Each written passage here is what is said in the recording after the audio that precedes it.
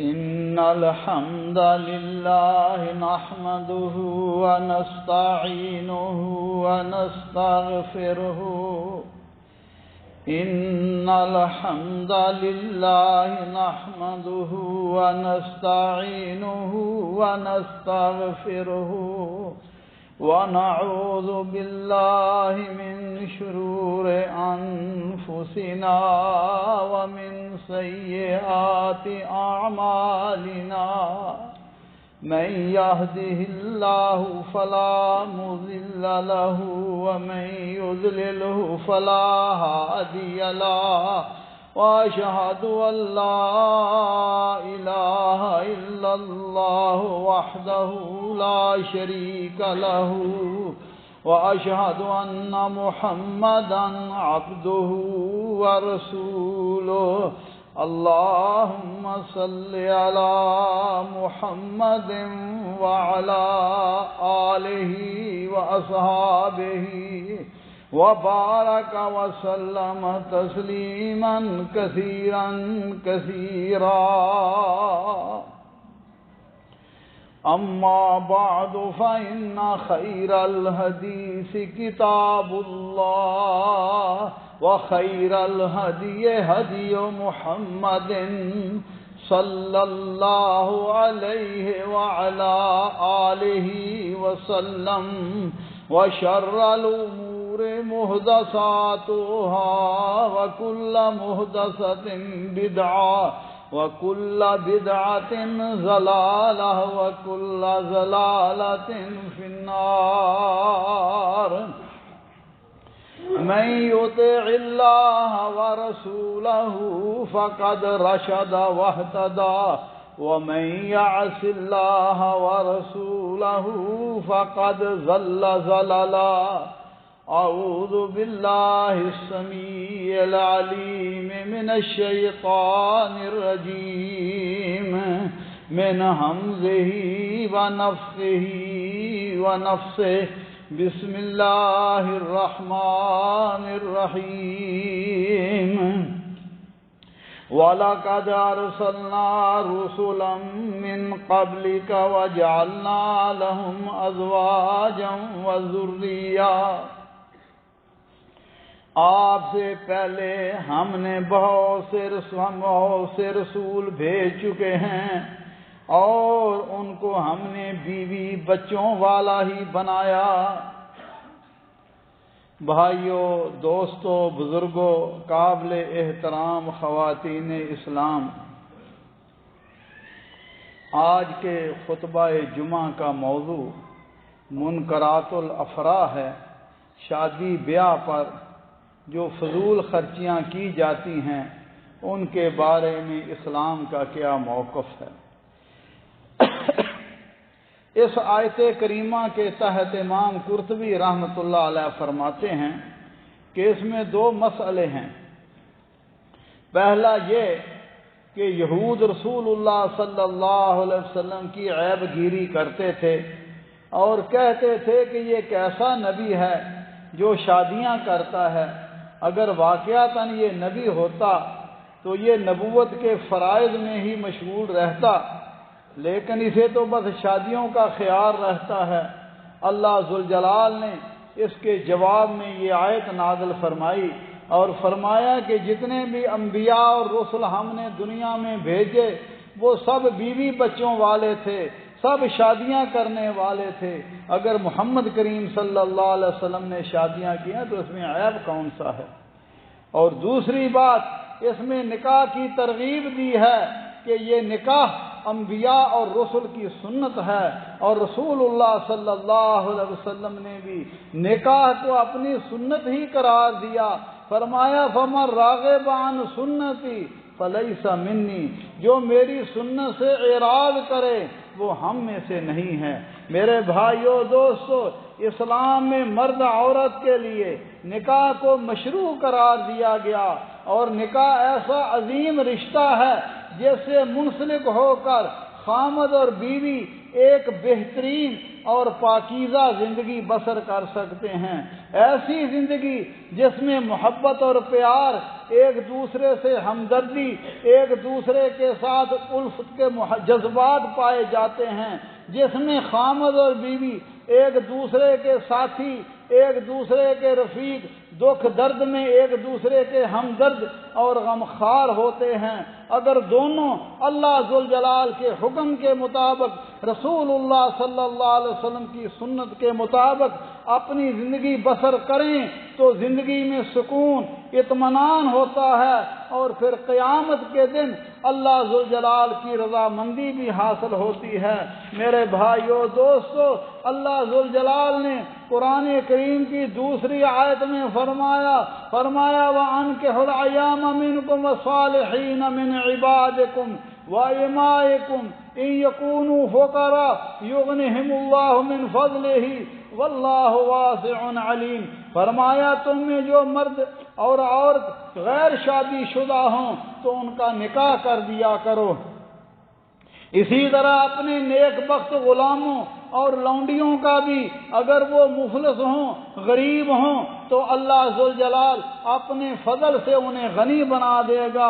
اللہ ذوالجلال کشادگی والا اور علم والا ہے۔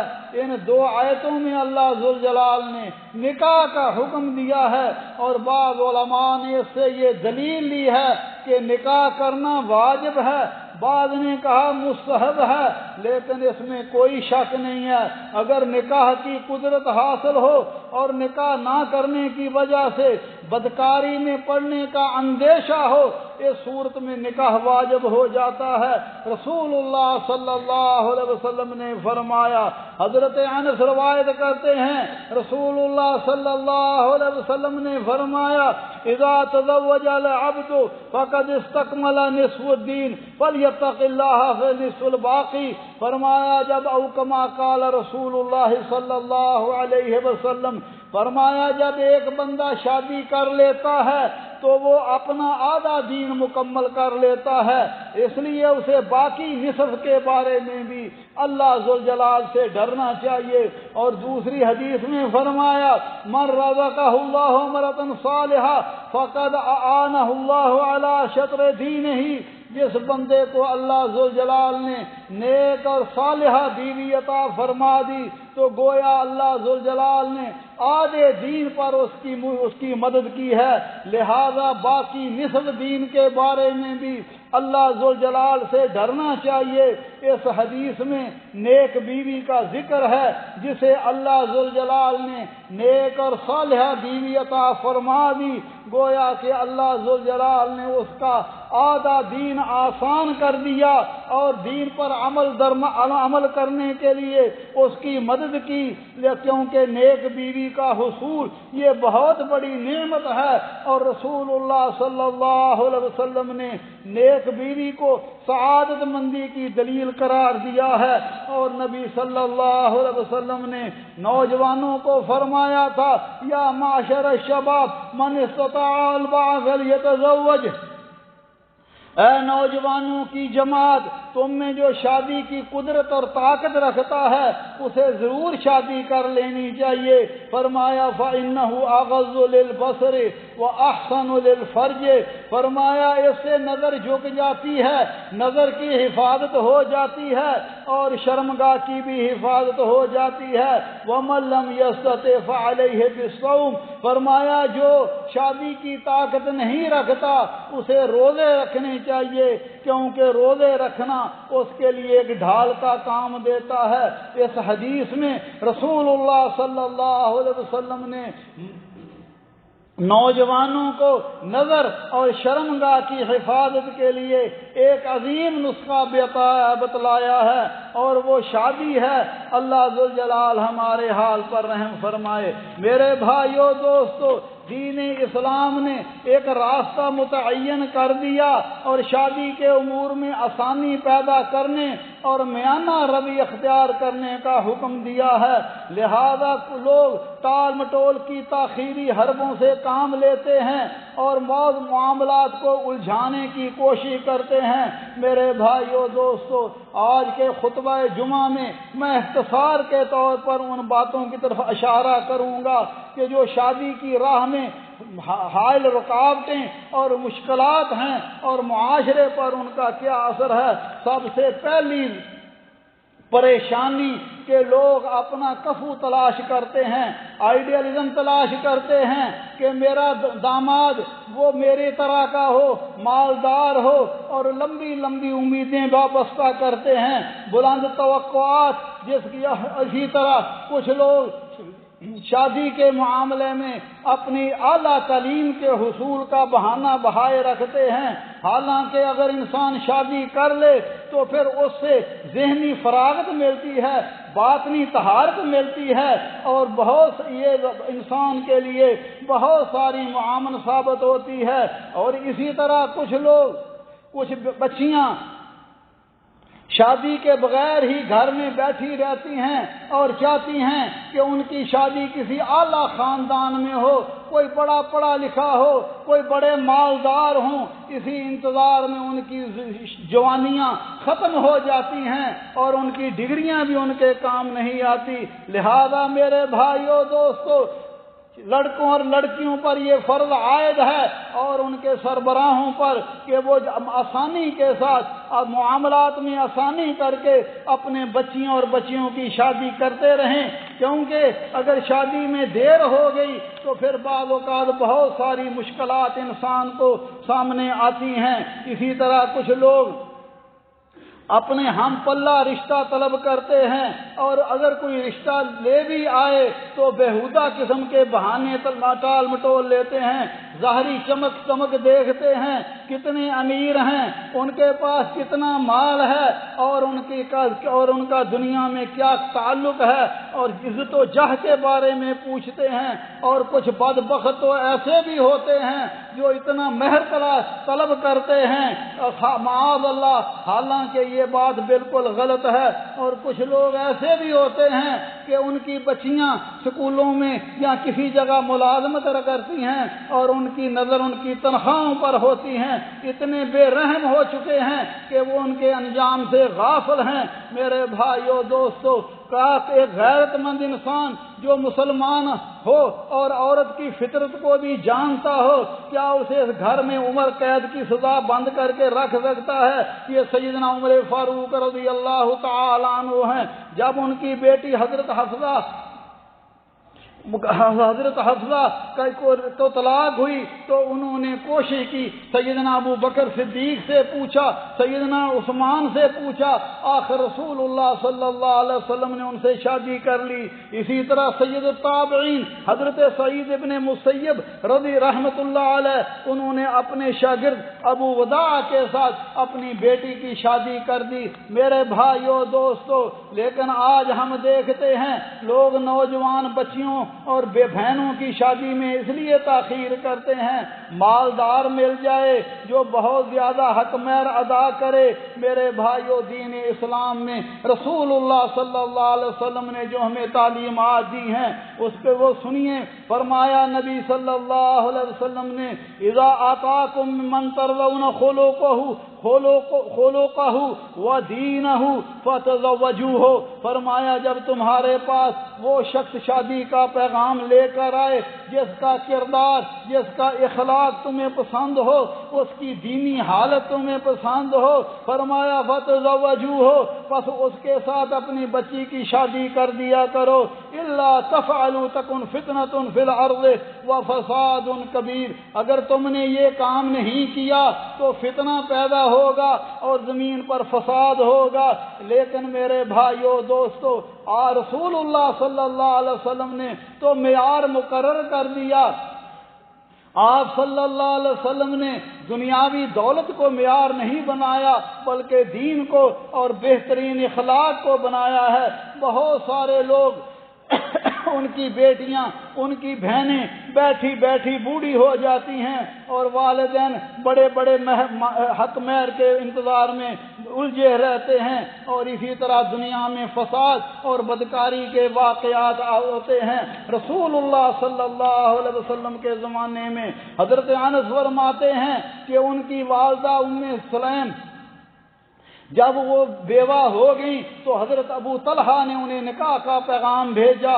ام سلیم نے کہا اللہ کی قسم تیرے جیسے بندے کو رد نہیں کیا جا سکتا مگر میں مسلمان ہوں اور تو کافر ہے، اگر تو اسلام قبول کر لے تو میرا اور تیرا حق مہر اسلام ہوگا۔ چنانچہ ابو طلحہ نے اسلام قبول کر لیا اور ان کا حق مہر اسلام کا قبول کرنا ہی ہوا۔ ایک شخص نبی صلی اللہ علیہ وسلم کے پاس آتا ہے، یا رسول اللہ میں شادی کرنا چاہتا ہوں، فرمایا حق مہر کے لیے تیرے پاس کچھ ہے؟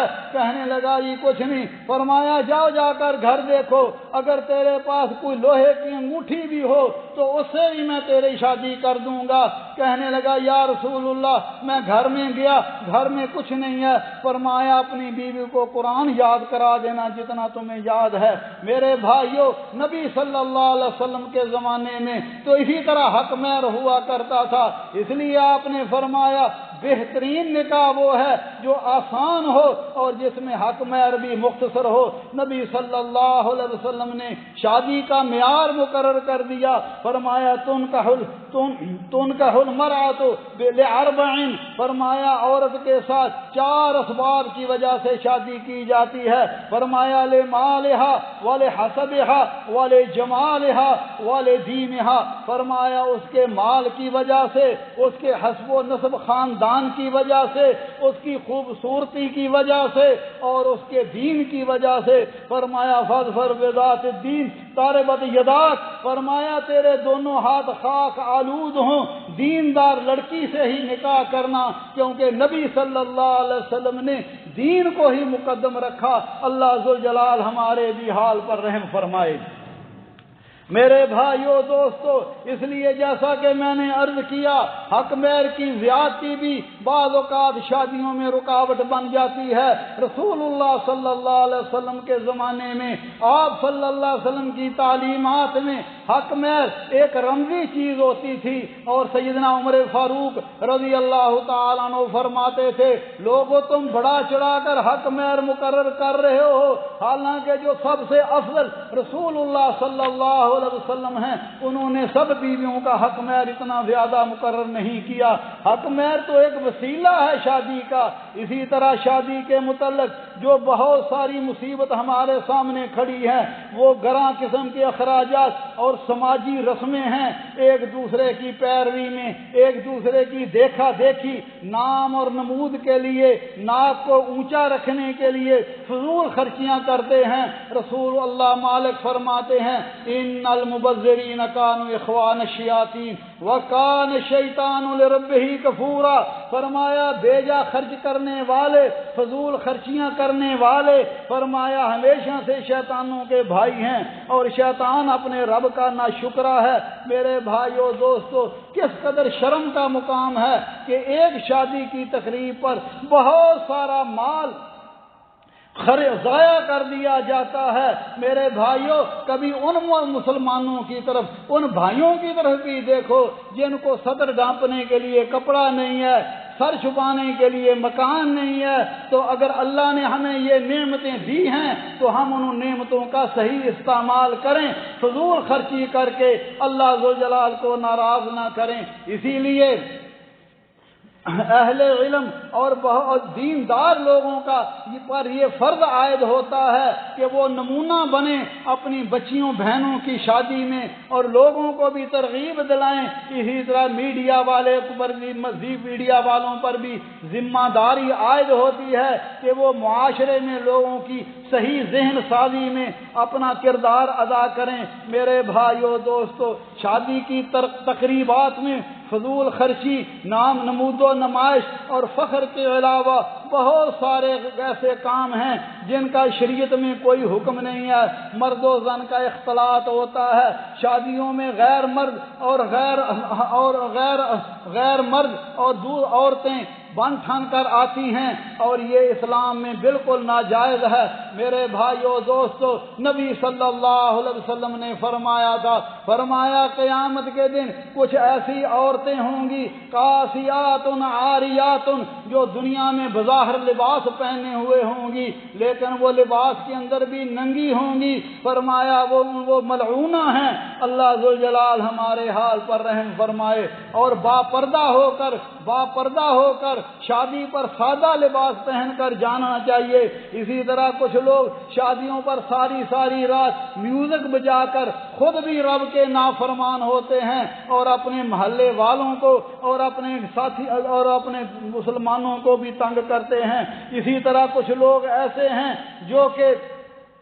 जो कि सारी रात जागकर लहवो लाभ में रहते हैं और सुबह फजर की नमाज भी ज़ाया हो जाती है। रसूलुल्लाह सल्लल्लाहु अलैहि वसल्लम ने मौसीकी के बारे में फरमाया था, फरमाया मेरी उम्मत के लोग आएंगे, ला यकूनन्ना मिन उम्मती अक़वामुन, मेरी उम्मत में कुछ ऐसे लोग होंगे यस्तहिल्लुनल हिरा वल हरीरा वल मआज़िफ, फरमाया वो ऐसी चीज़ों को हलाल करेंगे, हलाल समझेंगे जो हलाल नहीं है लेकिन वो हलाल जानेंगे। फरमाया ज़ना को, इसी तरह मौसीकी हराम है मगर लोग इसको करते हैं और समझते हैं कि हम बहुत बड़ा काम कर रहे हैं। मेरे भाइयों दोस्तों, अल्लाह हमारे हाल पर रहम फरमाए। हमारा इस्लामी मुआशरा होने के बावजूद भी गैर इस्लामी है। हमने बहुत बड़ा वक़्त और हम गैर मुस्लिमों के साथ, हिंदुओं के साथ गुजार रहे हैं। उनकी तहजीब के असरात भी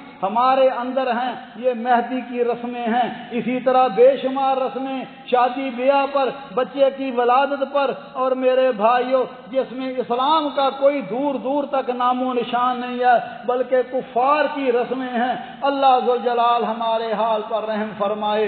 अल्लाह ज़ुल जलाल हमें किताबुल्लाह और सुन्नत रसूलुल्लाह और रसूलुल्लाह सल्लल्लाहु अलैहि वसल्लम के उस्वा हसना पर चलकर दुनिया और आखिरत में कामयाबी नसीब फरमाए। अक़ूलु क़ौली हाज़ा व अस्तग़फिरुल्लाह ली व लकुम व लिसाइरिल मुस्लिमीन मिन कुल्लि ज़ंबिन फस्तग़फिरूहु इन्नहु हुवल गफ़ूरुर रहीम।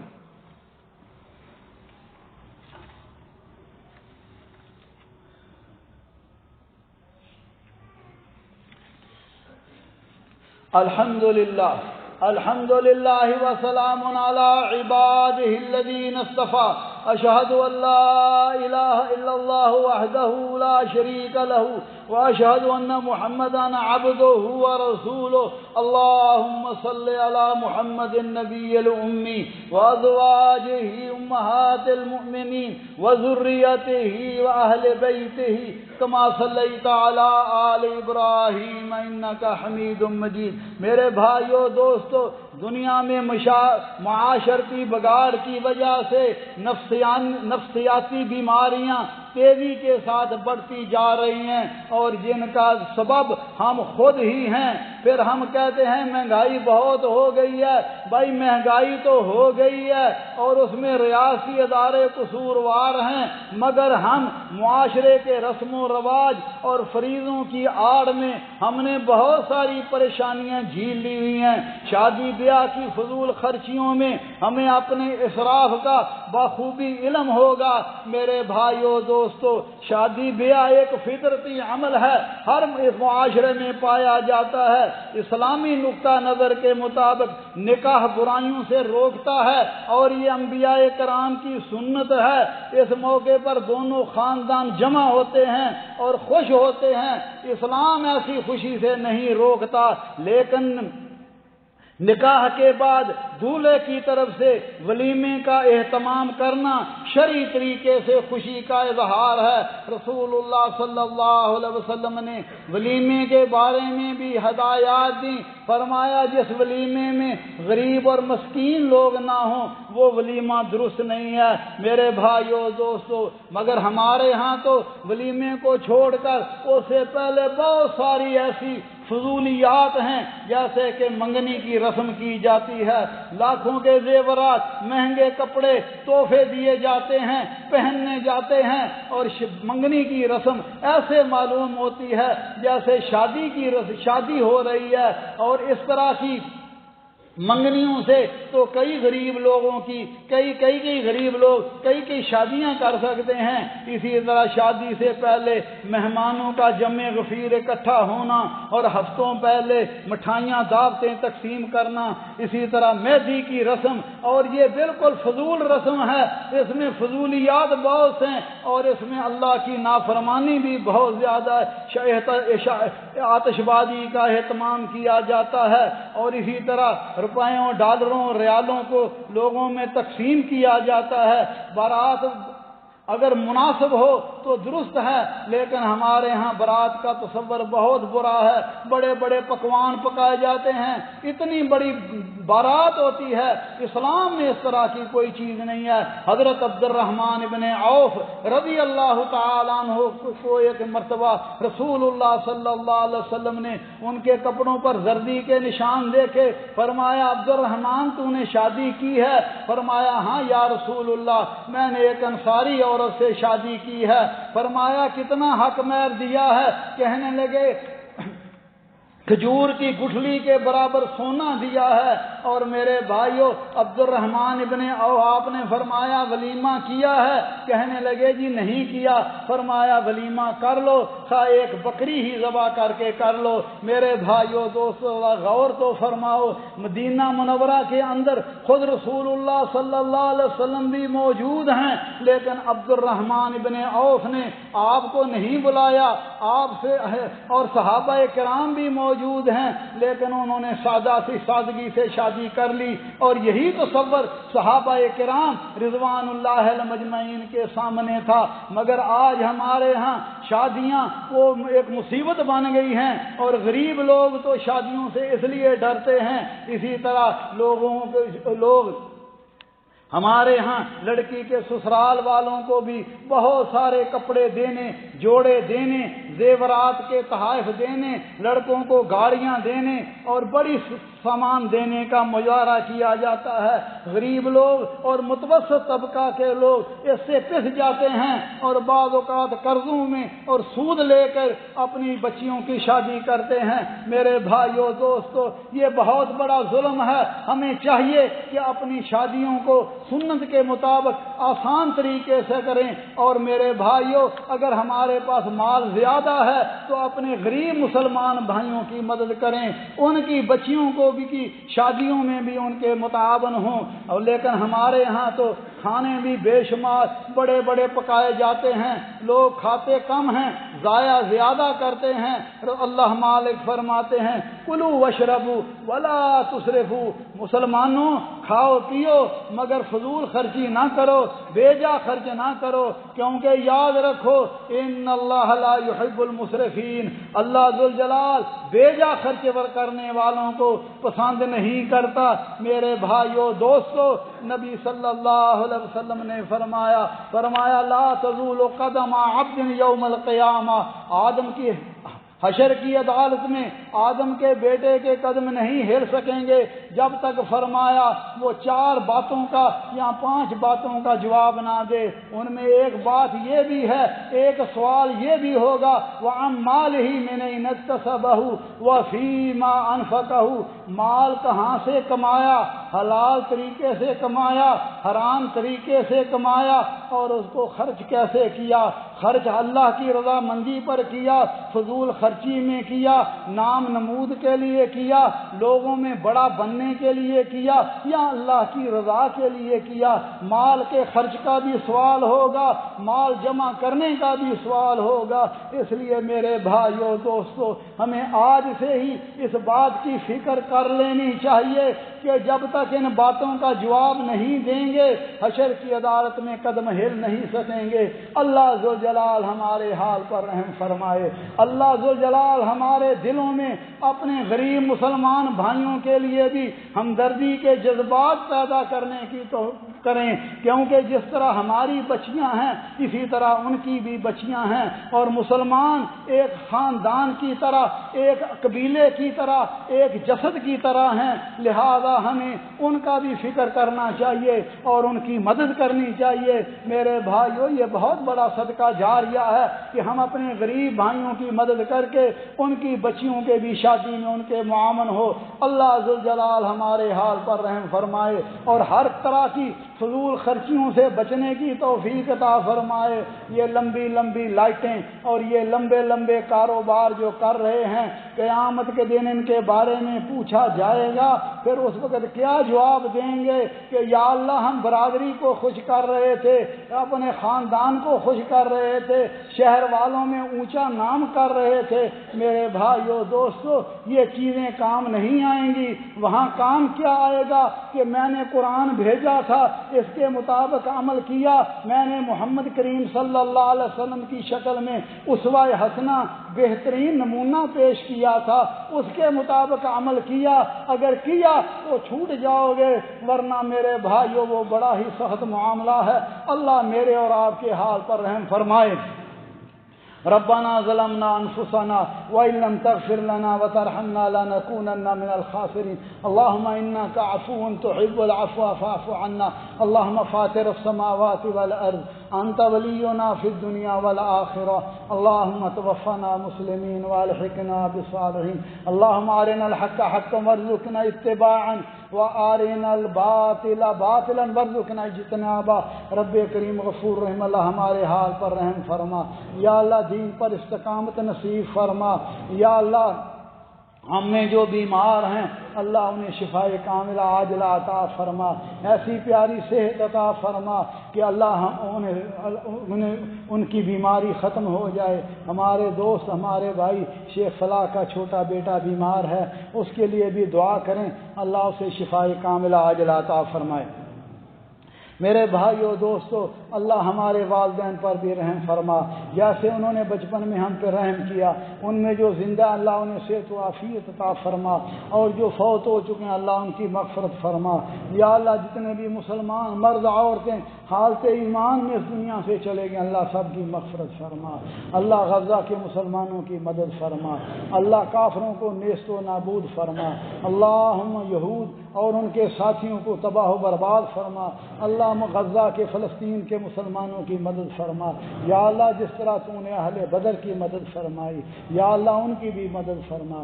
رب کریم غفور رحیم، اللہم اجعل هذا البلد آمنا مطمئنا وسائر بلاد المسلمین یا ارحم الراحمین۔ یا اللہ امیر البلاد شیخ نواف بیمار ہیں، اللہ انہیں شفاء کاملہ عاجلہ عطا فرما۔ اللہم البس لباس صحت والعافیہ، اللہم اشفه شفاء كاملة عاجلة۔ عباد الله رحمكم الله، إن الله يأمر بالعدل والإحسان وإيتاء ذي القربى وينهى عن الفحشاء والمنكر والبغي يعظكم لعلكم تذكرون۔ اذكروا الله يذكركم وادعوه يستجب لكم ولذكر الله أكبر والله يعلم ما